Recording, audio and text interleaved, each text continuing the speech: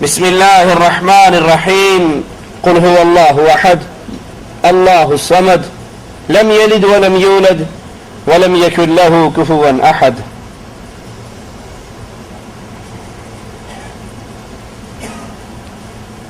فاروق اعظم رضی اللہ عنہ وارضاہ کی زندگی مسلمانوں کے لیے آپ کی خدمات رہتی دنیا تک کے لیے روشنی کا مینارہ ہے. خلیفۃ المسلمین رات کے اندھیروں میں مدینے کی گلیوں میں گشت کرتے ہیں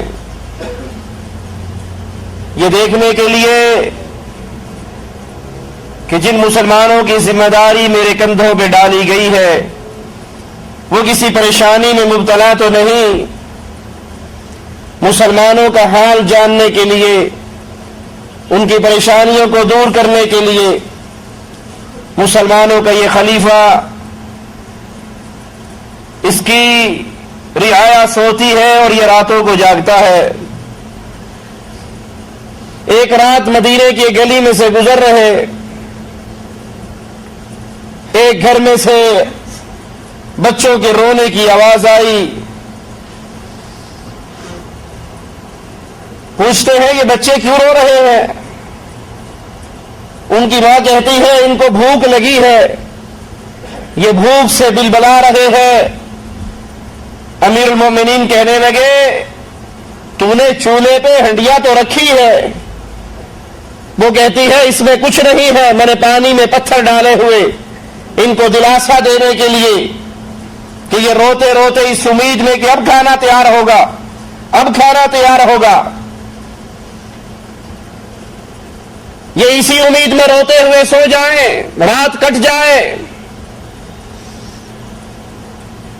امیر المؤمنین فوراً واپس آتے ہیں بیت المال کا دروازہ کھلواتے ہیں.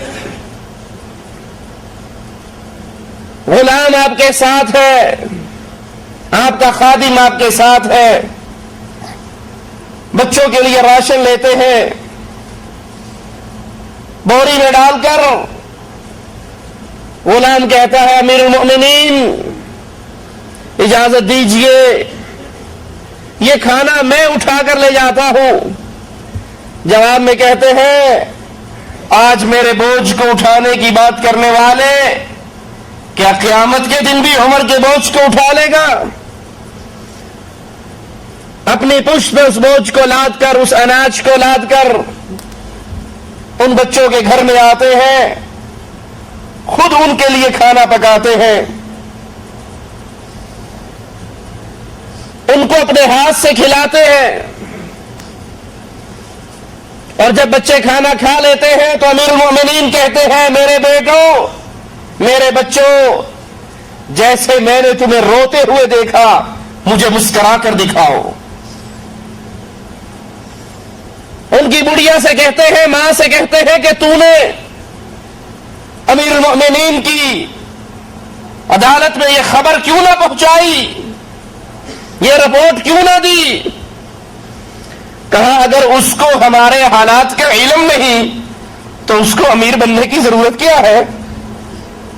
اگر وہ ہمارا خلیفہ ہے تو اس کو یہ سوچنا چاہیے کہ میری رعایا میں سے کتنے لوگ ہیں جو رات کو بھوکے سوتے ہیں. امیر المؤمنین عمر رضی اللہ عنہ وارضاہ رو رہے ہیں اور ان بچوں کے منہ میں لقمہ دے رہے ہیں.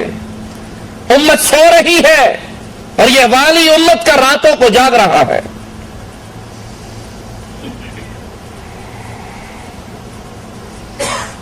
ایک رات کسی خیمے میں سے رونے کی آواز آتی ہے کسی عورت کی پریشانی کی آوازیں آتی ہیں. امیر المؤمنین عمر بن خطاب رضی اللہ عنہ وارضاہ شہر سے باہر لگے ہوئے اس خیمے کے پاس پہنچتے ہیں. ایک اعرابی دیہاتی مسافر کو دیکھتے ہیں اس سے پوچھتے ہیں کیا ماجرا ہے کیوں پریشان ہے؟ وہ کہتا ہے مسافر ہوں خیمے میں میری بیوی ہے ولادت کا وقت ہے اور اس کے پاس اس کی خدمت کرنے کے لیے کوئی نہیں ہے، مسافر ہے۔ عمر ابن خطاب رضی اللہ عنہ وارضا واپس لوٹتے ہیں، اپنی گھر والی کو اٹھاتے ہیں، اپنی بیوی کو رات کو جگاتے ہیں اور اس کو لے کر اس مسافر مسلمان کی خدمت کے لیے پہنچ جاتے ہیں۔ وہ ان کا شکریہ ادا کرتا ہے کہ رات کے اندھیرے میں آپ نے پتہ نہیں آپ کون ہیں میری مدد کی۔ اندر سے آپ کی بیوی آواز لگا کر کہتی ہے، امیر المؤمنین، اپنے بھائی کو، اپنے ساتھی کو خوشخبری دیجئے، اللہ نے اس کو ایک بیٹا عطا کیا ہے۔ وہ یہ سن کر حیران اور پریشان ہو جاتا ہے کہ جس کی بیوی رات کے اندھیروں میں میری پریشانی میں میری بیوی کی مدد کرنے کے لیے آئی ہے، یہ عام آدمی نہیں ہے، امیر المومنین ہے۔ مسلمان سویا کرتے تھے، عمر ابن خطاب گلیوں کے اندر پہرے دیا کرتے تھے اپنی رعایا کا حال جاننے کے لیے۔